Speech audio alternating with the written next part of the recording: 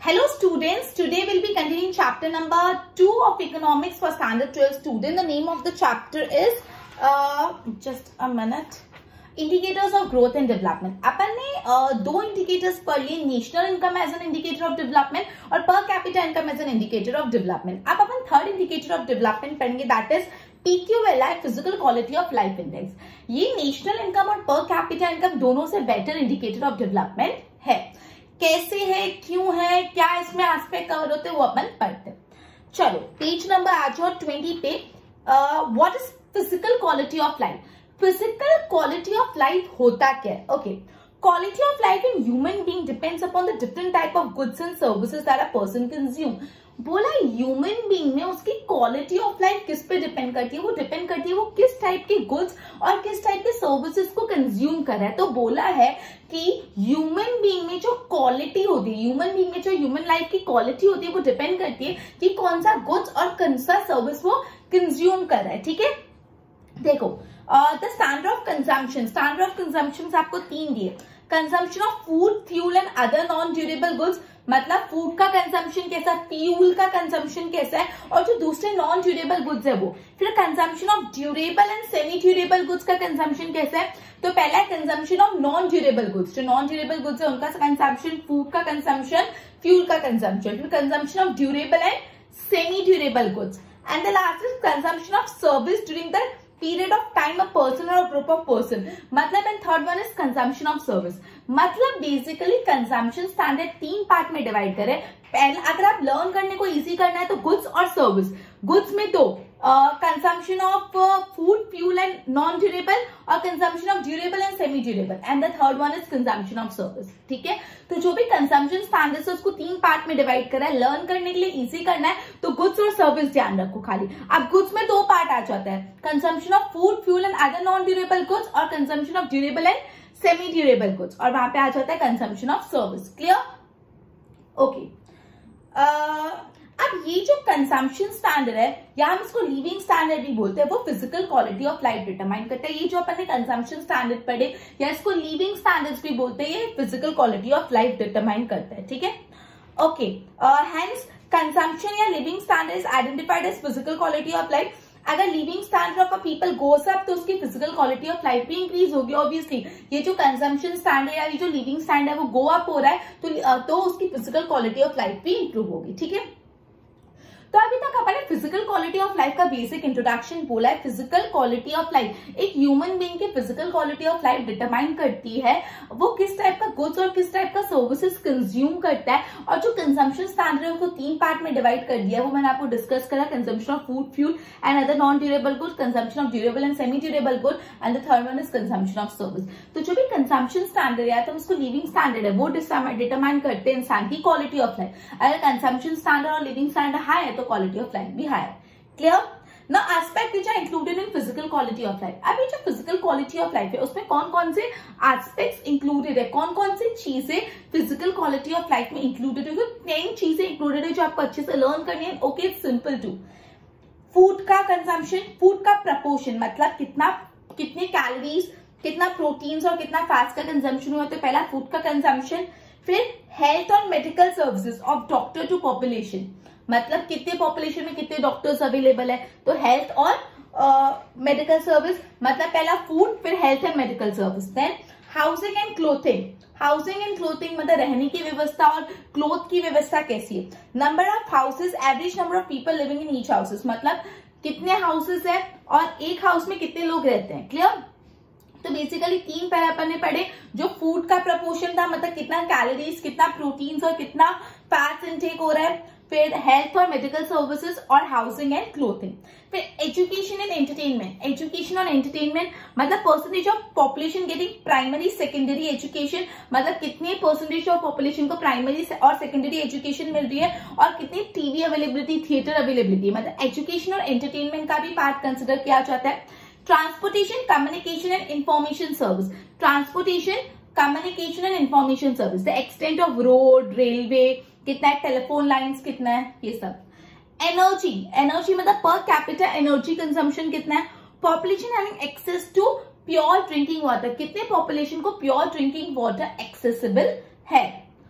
Average life expectancy, normal life expectancy कितना है, कितने साल तक एवरेज लोग जीते हैं।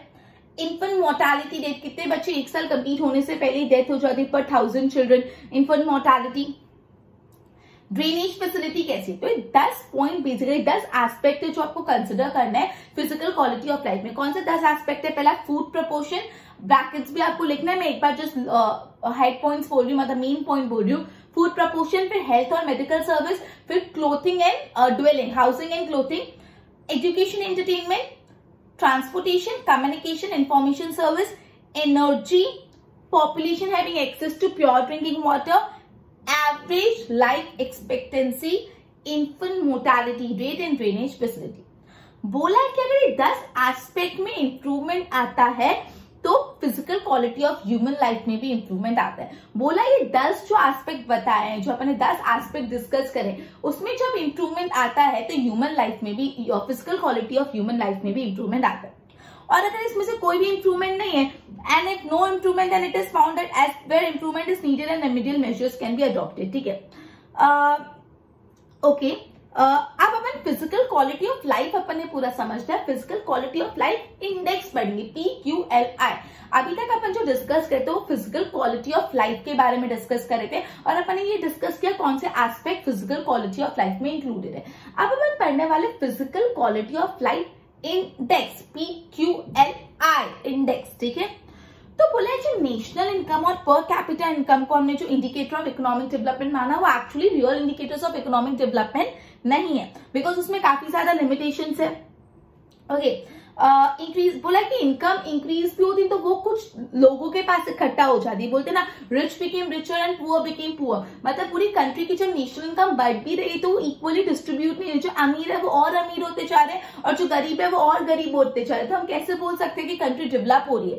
भले कंट्री का नेशनल इनकम भी बढ़ रहा है तो भी कैसे बोल सकते हैं कंट्री डेवलप हो रही है, बिकॉज जो भी नेशनल इनकम का हिस्सा है ज्यादा से ज्यादा अमीर लोगों के पास जा रहा है। ठीक है, तो ये नेशनल इनकम और पर capita income real indicators of development नहीं है। Okay, development of country should be such that living standard of poor rises, मतलब कंट्री का डेवलपमेंट तब माना जाएगा जब पुअर पीपल का जो लिविंग स्टैंडर्ड है वो हम इंप्रूव करें। ठीक है, ये चीज को ध्यान रखे। डेविड मॉरिस, मतलब ये याद रखना किसने PQLI निकाला, physical quality of life index, David Morris. Clear, नाम याद रखना। इस इंडेक्स में betterment of physical quality of human life is considered as economic development. यहाँ पे बोला है जब ह्यूमन लाइफ की क्वालिटी इंप्रूव होगी तब माना जाएगा कि डेवलपमेंट हुआ।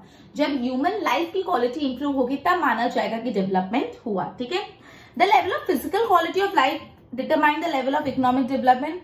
If any country's physical quality of life is higher than that of other country, the country is more develop. Okay, अब बेसिकली अपन ने तो PQLI पढ़ा, physical quality of life index. बोला जो नेशनल इनकम और जो पर कैपिटा इनकम को आप इंडिकेटर मान रहे हो ना, वो रियल इंडिकेटर है नहीं, बिकॉज उसमें बहुत लिमिटेशन है। तो बेसिकली कब कंट्री का इकोनॉमिक, अब यूजुअली सपोज कंट्री का नेशनल इनकम भी बढ़ रहा है तो वो it is accumulated in the hands of few, तो पूरा कंट्री का ओवरऑल डेवलपमेंट हुआ कैसे? ठीक है, तो बेसिकली जब कंट्री का इकोनॉमिक डेवलपमेंट माना जाता है, कब माना जाता है? जब लोगों का स्टैंडर्ड ऑफ लिविंग इंप्रूव हो, जब लोगों का स्टैंडर्ड ऑफ लिविंग इंप्रूव हो। ये चीज को ध्यान रखें, डेविड मॉरिस ने एक definition PQLI physical quality of life index का कंसेप्ट लाया। क्लियर, अब PQLI के 3 फैक्टर्स है, 3 डिटर्मिनेंट्स है, 3 फैक्टर्स है, 3 डिटर्मिनेंट है physical quality of life index के। पहला है एक्सटेंट ऑफ एजुकेशन, दूसरा है लाइफ एक्सपेक्टेंसी, तीसरा है इन्फेंट मोर्टालिटी रेट। क्लियर, ये तीनों इंपॉर्टेंट है, 1 मार्क के लिए भी इंपॉर्टेंट है। Physical quality of life index PQLI के कौन से 3 डिटर्मिनेंट्स है, कौन से 3 फैक्टर्स है? तो first one is extent of education, second one is life expectancy and the third one is child mortality, infant mortality rate. I am really sorry. Okay, extent of education से चालू करते हैं। Literacy level of country determine the situation of education, मतलब country में अगर literacy rate ज्यादा है तो वो कंट्री ज्यादा एजुकेटेड है, और अगर लिटरेसी रेट कम है तो वो कंट्री कम एजुकेटेड है।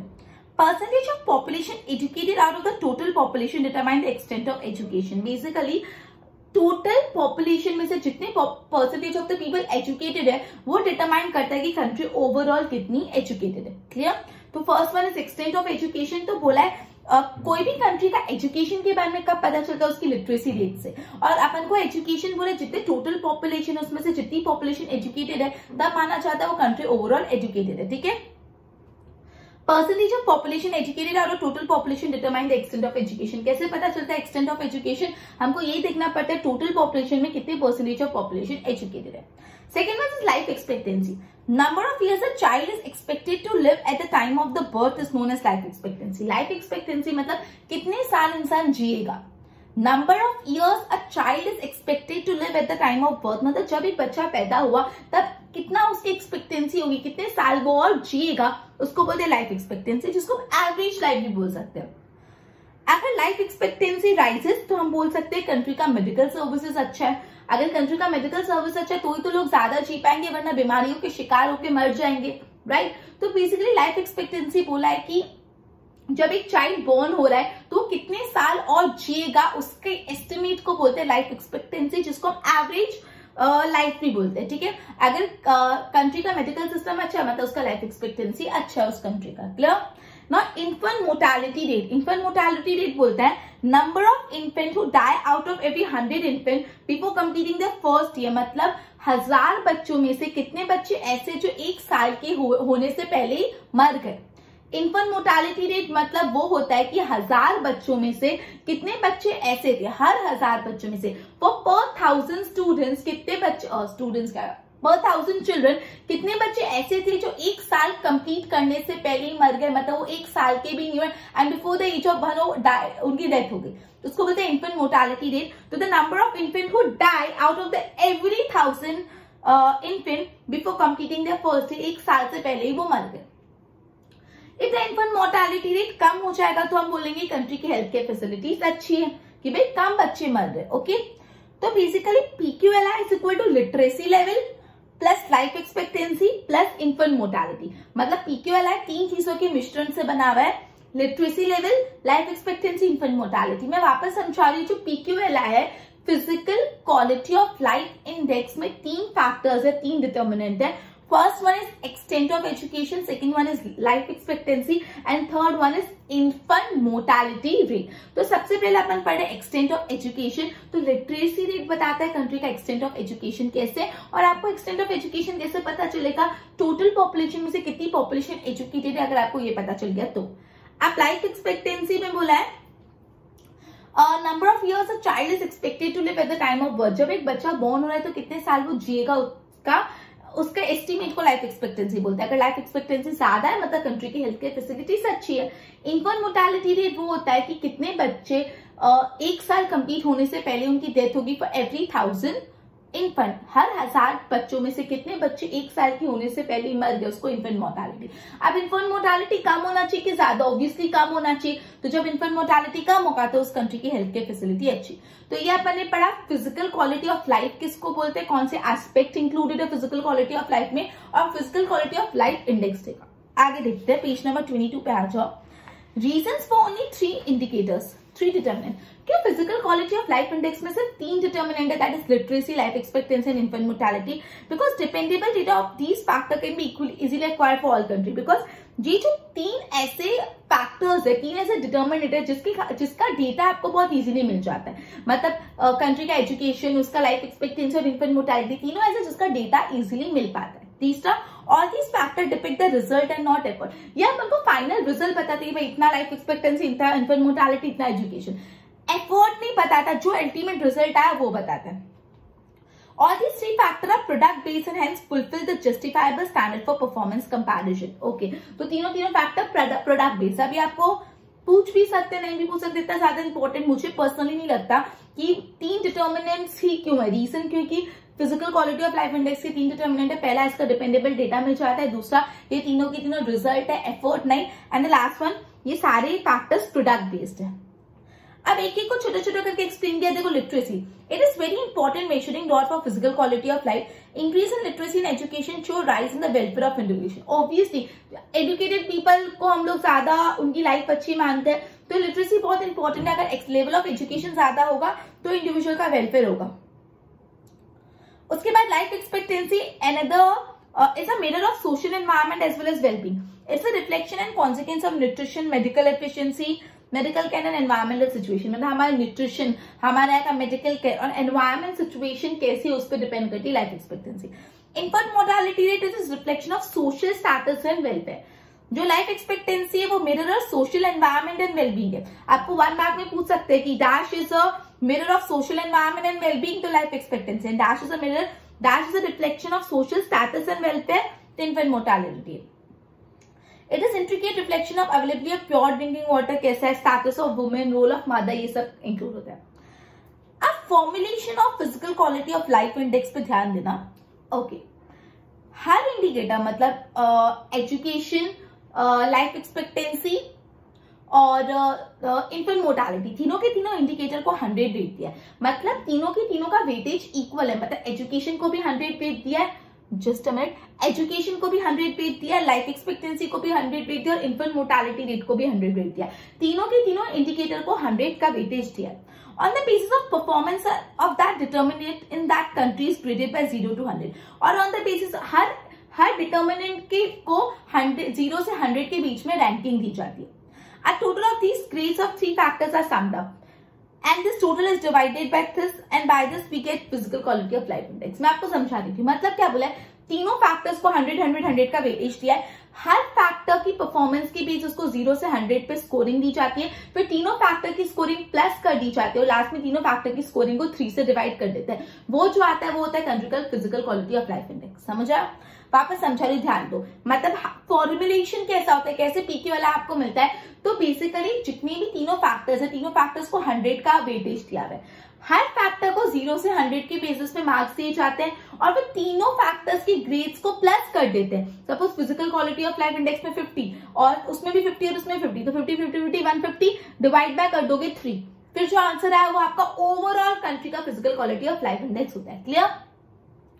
अब कौन कौन से इंपॉर्टेंट एस्पेक्ट आपको कंसिडर करने फिजिकल क्वालिटी ऑफ लाइफ में, तो पहला, closer to 100 is a better performance. अगर आपका पीक्यूएल है 100 के नजदीक है तो अच्छी बात है, मतलब जितना आपका ज्यादा है पीक्यूएल है उतना अच्छी बात है, ठीक है। और अगर 0 से नजदीक है तो बैड परफॉर्मेंस है, मतलब कम पीक्यूएल है। मतलब closer to 100 is a good thing and closer to 0 is a bad thing.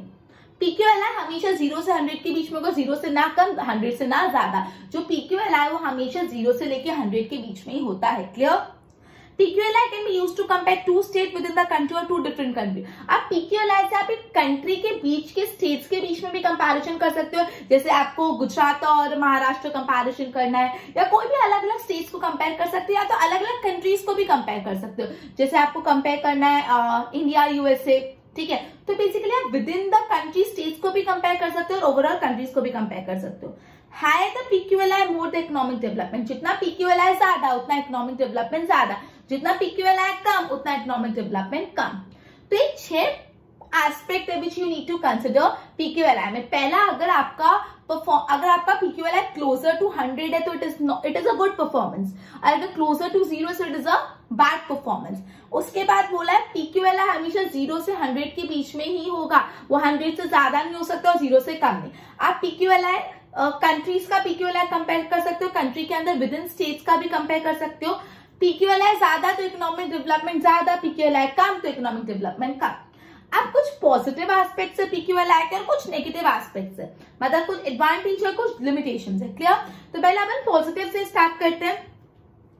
PQLI include factors like literacy, life expectancy, etc., which touch the standard of human life। बोला PQLI में जो 3 factors included है, literacy, life expectancy और infant mortality rate, वो तीनों सारे human life को cover कर देते हैं। PQLI is a better index when compared to per capita income index। बोला है PQLI per capita income जो है उससे बेटर इंडेक्स है। PQLI is an indicator of economic development, has lesser drawback is against the national income and per capita income। बोला है कि PQLI में लिमिटेशन कम है, नेशनल इनकम और per capita income की कंपैरिजन में PQLI as an indicator of development उसमें limitation या ड्रॉबैक कम है। With PQLI comparison can be made between different country, different group of countries and different states। मतलब PQLI की मदद से आप अलग अलग कंट्रीज में कंपैरिजन करो, कंट्रीज के अंदर स्टेट्स में कंपैरिजन कर सकते हो। We can create PQLI for urban area, female, male and comparison can be made। मतलब आप बेसिकली अर्बन रूरल एरिया का PQLI भी बना सकते हो, मेल फीमेल का PQLI बना सकते हो और कंपैरिजन कर सकते हो। तो PQLI के 5 एडवांटेजेस दिए हुए, 5 पॉजिटिव एस्पेक्ट दिए। बोला है पहले जो PQLI में फैक्टर्स इंक्लूडेड हैं वो ह्यूमन लाइफ को टच करते हैं। फिर बोला है PQLI जो है पर कैपिटा इनकम से अगर कंपेयर करें तो ज्यादा अच्छा इंडेक्स है। फिर बोला पीक्यूएलआई में कम लिमिटेशन है, कम ड्रॉबैक्स है compare to national income and per capita income as a क्या बोलते हैं standard as indicator of economic development. फिर बोला पीक्यूएलआई से आप अलग अलग कंट्रीज को कंपेयर कर सकते हो, इकोनॉमिक डेवलपमेंट कंट्रीज के विद इन स्टेट को कंपेयर कर सकते हो। आपको अर्बन, रूरल, मेल, फीमेल इन सब के पीक्यूएलआई को भी आप कंपेयर कर सकते हो। तो ये 5 अपने एडवांटेज थे। अब अपन डिसएडवांटेज पढ़ने वाले पीक्यूएलआई के। ओके, अब अपन पढ़ने वाले डिसएडवांटेज ऑफ पीक्यूएलआई। तो बेसिकली 6 डिसएडवांटेज है पीक्यूएलआई के। Okay, just a minute. 6 disadvantage है पीक्यूएलआई के। First, only 3 aspects are included and on their basis cannot be categorized stated। मतलब बोला है सिर्फ 3 ही एस्पेक्ट इंक्लूडेड है, मतलब life expectancy, education and the third one is infant mortality. सिर्फ 3 aspect ही included है। 3 एस्पेक्ट से अपन को करेक्ट पिक्चर नहीं मिल पाती। फिर बोला आपको तीनों का प्लस करके डिवाइड बाय 3 करते हो, मतलब एवरेज लेते हो। तो बोला है ओनली एवरेज और depicted value obtain from this indicator को 3 से डिवाइड करता है, और कभी भी एवरेज से आपको सही वैल्यू नहीं पता चल पाती।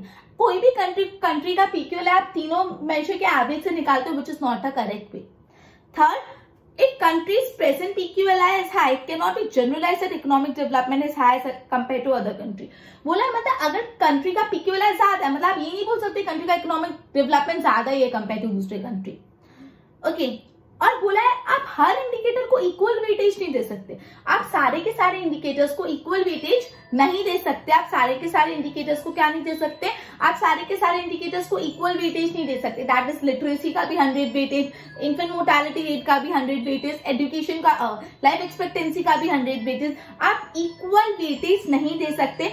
कुछ एस्पेक्ट का ज्यादा इंपॉर्टेंस होता है ह्यूमन लाइफ में, कुछ एस्पेक्ट का कम इंपॉर्टेंस होता है ह्यूमन लाइफ का, तो सबको इक्वल वेटेज देना सही नहीं है। Clear? Growth of income has high importance in physical quality of life index and ignoring that is not possible. तो बोला है किसी भी इंसान की फिजिकल क्वालिटी ऑफ लाइफ के लिए उसकी नेशनल इनकम बढ़ना तो इंपॉर्टेंट है ही ना, तो आप वो कैसे इग्नोर कर सकते हो पीक्यूएलआई में। बोला है कोई भी कंट्री का नेशनल इनकम तो बढ़ेगा तभी इंसान की फिजिकल क्वालिटी इंप्रूव होगी, तो उसको इग्नोर करना सही नहीं है। PQLI rich country rise at a slower rate because average life cannot increase beyond a particular limit। बोला जो रिच कंट्रीज होती है उनका PQLI धीरे धीरे राइज होता है बिकॉज वो एक ऑलरेडी अच्छे लेवल पे पहुंच चुके हैं, तो अब उनका जो PQLI इतना ज्यादा नहीं बढ़ेगा कंपेयर टू जो डेवलपिंग कंट्रीज होती है, जो पुअर कंट्री होती है, वो एफर्ट डालती है कि हमको अच्छा अपना लिविंग स्टैंडर्ड करना है, तो उनका PQLI तो ज्यादा जल्दी बढ़ेगा। तो आप कंपैरिजन कैसे करोगे, मतलब एक डेवलप्ड और रिच कंट्री जिसका PQLI स्लो इंप्रूव हो रहा है और एक दूसरी मतलब पुअर कंट्री जिसका फास्ट डेवलप हो रहा है, इंप्रूव हो रहा है, तो आप ये नहीं बोल सकते, आप कंपैरिजन नहीं कर पाओगे। क्लियर? ओके, तो ये 6 लिमिटेशन है। पहला लिमिटेशन है सिर्फ 3 एस्पेक्ट इंक्लूडेड है, वो राइट नहीं है, और भी ज्यादा फैक्टर्स इंक्लूड होने चाहिए। दूसरा, इसमें एवरेज लिया जाता है, मतलब तीनों फैक्टर्स को 100 पे मार्क्स देके प्लस करके डिवाइड बाय 3 करते हैं, जो सही नहीं है। एवरेज से आप पूरा पिक्चर नहीं डिपिक्ट कर पाते। और बोला कंट्री का अगर PQLI ज्यादा, मतलब इकोनॉमिक डेवलपमेंट दूसरे कंट्री के कंपैरिजन में ज्यादा, ऐसा हमेशा नहीं होता। हम इस चीज को जनरलाइज नहीं कर सकते, और ये सही नहीं है कि आप सारे फैक्टर्स को 100 का वेटेज दे रहे हो, सबको इक्वल वेटेज देना सही नहीं है। कुछ कुछ फैक्टर लाइफ में ज्यादा इंपॉर्टेंट होते हैं, कुछ कुछ कम। उसके बाद बोला कोई भी कंट्री का ग्रोथ उसकी नेशनल इनकम से होता है, नेशनल इनकम को इग्नोर करना सही बात नहीं है। उसके बाद बोला जो रिचर कंट्री उनका PQLI स्लोअर रेट पे बढ़ता है बिकॉज एक एवरेज पहुंचने के बाद इंप्रूवमेंट का स्कोप कम हो जाता है। Clear? Okay, present scenario after 2003 instead of 3 aspect 3 more aspects are included. Okay, quality of life index is prepared in the world, और भी 3 फैक्टर्स इंक्लूडेड हुए हैं बाद में आफ्टर 2003। तो ये पूरा था PQLI as an indicator of economic development, जिसमें अपन ने पहले फिजिकल क्वालिटी ऑफ लाइफ क्या होता है वो पढ़ा, उसके अंदर अपन ने कंजम्पशन स्टैंडर्ड्स पढ़े, फिर अपन ने aspect to be consider for physical quality of life में 10 पॉइंट पढ़े, फिर अपन physical quality of life index पे आ गए जो डेविड मॉरिस ने दिया हुआ है, उसके 3 एस्पेक्ट पढ़े, literacy, life expectancy, infant mortality. फिर अपन ने पढ़ा कि physical quality of life index निकालते कैसे हैं, राइट। उसके बाद अपन उसके इंपॉर्टेंट एस्पेक्ट्स पढ़े, फिर उसके पॉजिटिव एंड कुछ नेगेटिव पॉइंट्स पढ़े। ओके, तो this was PQLI as an indicator of economic development. In our next session we will be starting HDI and completing our lecture, completing our chapter. Till then, goodbye.